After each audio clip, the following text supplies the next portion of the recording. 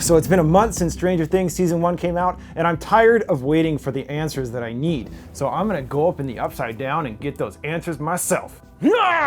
Coming for you! Wait a minute, that didn't do anything. There's just a hole in the wall. Maybe it needs to be bigger. That's it, bigger.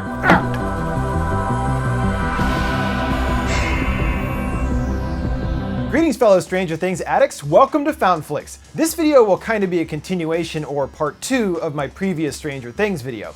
If you haven't seen it, make sure to watch that first. A couple things I have to mention since my previous video came out. First off, David Harbour, aka Sheriff Hopper himself, tweeted about my video. He watched my video! I'm still freaking out, you guys. It's hilarious because I didn't even know about it. Someone on Twitter was like, hey, guess how I found your video, and sent me to the tweet. Thanks to Twitter user Sephora Lover for pointing it out. Also, Dustin watched and commented on that video as well. Make sure to go give him a like. And finally, I was lucky enough to do an interview with the head of the visual effects team at Aaron Sims Creative, the guys responsible for the Demogorgon. Look for that video coming in the next couple weeks. Alright, as I mentioned last time, there is an absurd amount to talk about in this show, and I literally couldn't fit everything into the previous video. So there are going to be a bunch more mysteries I will be looking at, as well as some other interesting tidbits, like what is Montauk and how does it potentially tie into the show? I'll also have some updated theories to go along with the new mysteries. So here we go!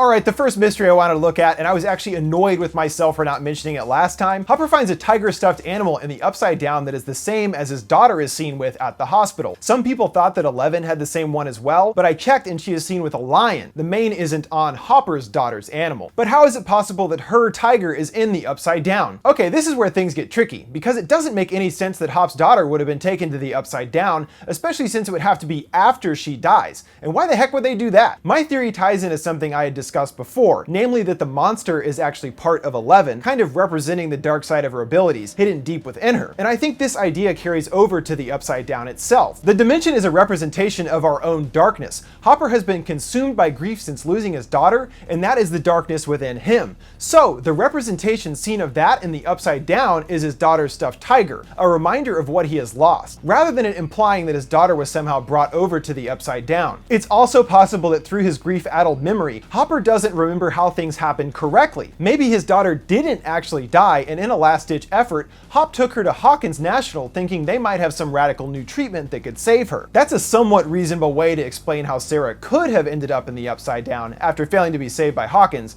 but this requires a lot of leaps from what we saw on screen.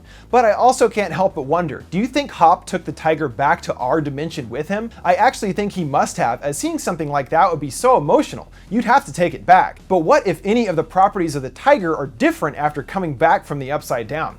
Could have all sorts of crazy effects.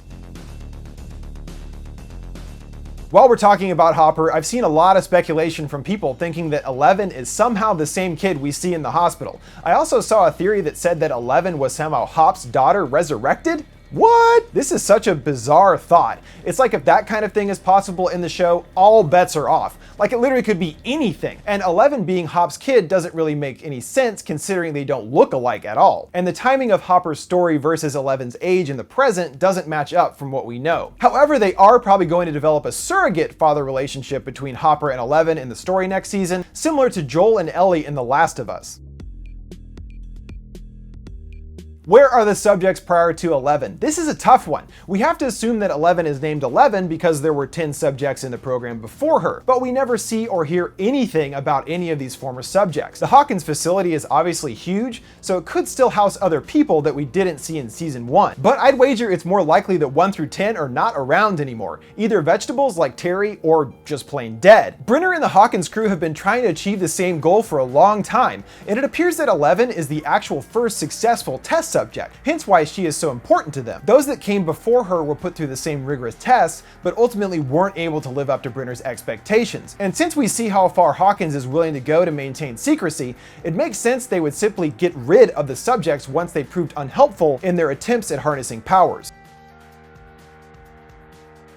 This is a huge factor that doesn't even come up once in the season. Does the Upside Down or the monster have the intent of taking over our dimension? When the doorway is first open, it is seen as one size, and later it's shown to be getting bigger and bigger, nearly filling the whole wall by the time Joyce and Hopper enter. Is it possible that the darkness is spreading to our dimension to take over? It does seem that way, but there doesn't appear to be a grand evil plan to spread. It's merely happening because the doorway was opened. This leads me to think that perhaps the Upside Down is a version of our world in the future after the darkness has taken over and eradicated all life, as we see that the streets are completely empty, minus one Demogorgon. I believe the intent of the Upside Down is to be a mirror flip of our world, the dark side to our light. But even if that is the case, wouldn't there be alternate versions of humans on the other side? The fact that it appears totally empty over there makes me think that either there were humans at one point and they're all gone, or that there were never any humans there in the first place, just the monster there all by his lonesome. Regardless, it seems like the darkness is spreading and would eventually take over our dimension. And we know the doorway is still open, so the darkness is still spreading. The Upside Down is eerily similar visually and concept-wise to the Otherworld seen in the Silent Hill video game franchise. The Otherworld may be viewed as a cancerous disease, slowly infecting reality until reality becomes hell on Earth. It is also possible that the Otherworld is located in people's minds. Wow, see what I'm saying? This is super cool because the Otherworld actually fits in with both of my interpretations of the Upside Down, that it is a disease spreading into our world until it takes over, and the concept of it being tied into people's minds, our own dark reflections. And the Otherworld has the ability to reflect a character's psyche, or even multiple characters' psyches at a given time, and to twist the environment around them into their own personal nightmare. So we see that the Upside Down could be changing itself based on whoever is currently there, and this ties back into Sarah's tiger in the Upside Down as well. It's there because Hopper is there. I'll say it again. Wow!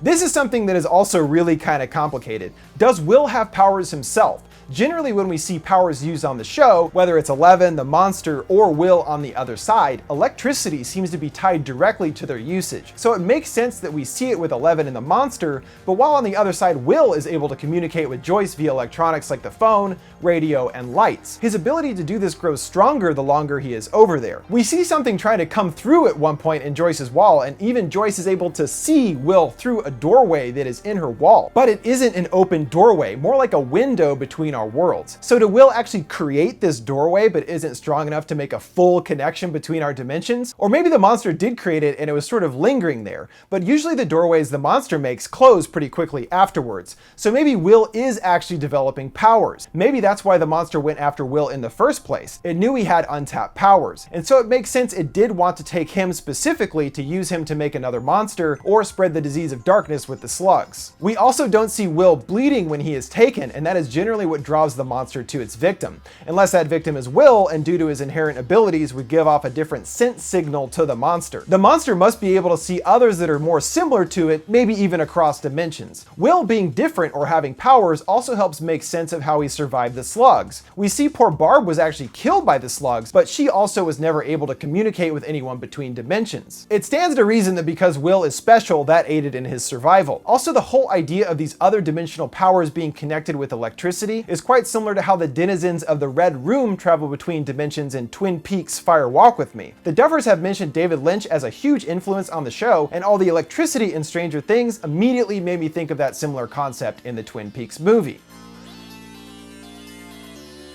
I was curious about Joyce's ex and Jonathan's dad, Lonnie. He seems like a pretty typical scumbag, but I wondered if there's more to him than we're presented. He has some knowledge about what is up at Hawkins, mentioning that weapons are being developed there. But this could be just crazy rumors in town of what the Institute is up to, rather than him tipping that he has some inside knowledge or involvement there. However, I wouldn't be that surprised to see him come back again to try to sway Joyce into doing something a la his trying to make a quick buck off of Will's death. So he'd do anything to make some cash and would have no problem working with Hawkins if that means a big payday. Could be interesting to see that explored in season 2. When Eleven first encounters the monster in the black in-between, the monster is hunched over something and I couldn't really tell what it was. After rewatching, it's clear what it is, an egg! The same kind seen later by Hop in the Upside Down. Which came first, the monster or the egg? Seriously, is that the egg that Tuliped was hatched from, or is he creating a new egg? He is definitely doing something to that egg. I thought he was eating it, but probably not. He either is freshly birthed from it or possibly making the egg, stuffing slugs or other monster nutrients into it. But it makes sense to me that that is his egg and is the same one seen later by Hop in the Upside Down.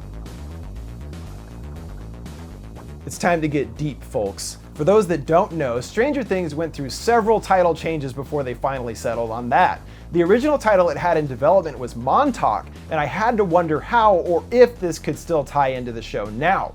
Turns out, quite a bit. Montauk is the name of a city in New York, but is also home to supposed government-based experiments known as the Montauk Project. Most of their history is detailed in a series of books by parapsychologist Preston Nichols. These are generally considered to be fiction, but has some basis to the real Montauk Project and parallels the Hawkins Institute in surprising ways. Nichols asserts that their purpose was developing psychological warfare techniques and exotic research including time travel. They supposedly enhance their subjects' psychic powers to the point of being able to materialize objects out of thin air. Whoa, this sounds almost exactly like what Hawkins is up to and has even more to it than what we've seen of them in the show. And we don't know if they're interested in time travel and haven't seen anyone actually materialize an object. But it is still very similar in the style of experiments each party is up to. Another relevant part of the Montauk Project was the creation of a porthole in time, where the scientists were able to utilize this time tunnel to travel anywhere in space and time. This event supposedly took place in 1983, the same year as the show. Through this porthole, they make contact with aliens and were given more advanced technology for their projects. But then later, an alien monster traveled through the time tunnel, destroyed equipment, and killed some of the researchers. The tunnel was shut down and the creature destroyed. Man, this is almost exactly like the beginning of Stranger Things. All the stuff seen in the show has to be referencing the series of books covering the Montauk Project. It almost seems like they changed the name because the connections would be too obvious. Also really interesting to see how much they choose to take from this in season 2.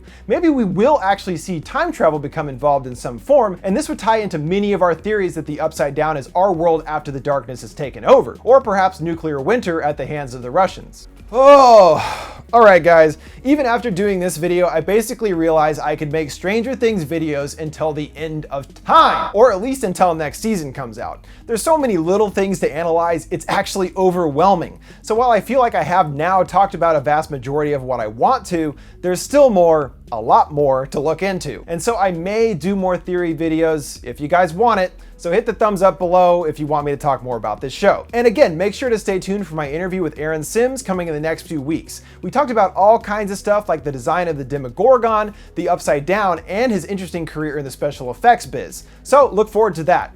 Alright guys, make sure to subscribe and thanks for watching Found Flicks.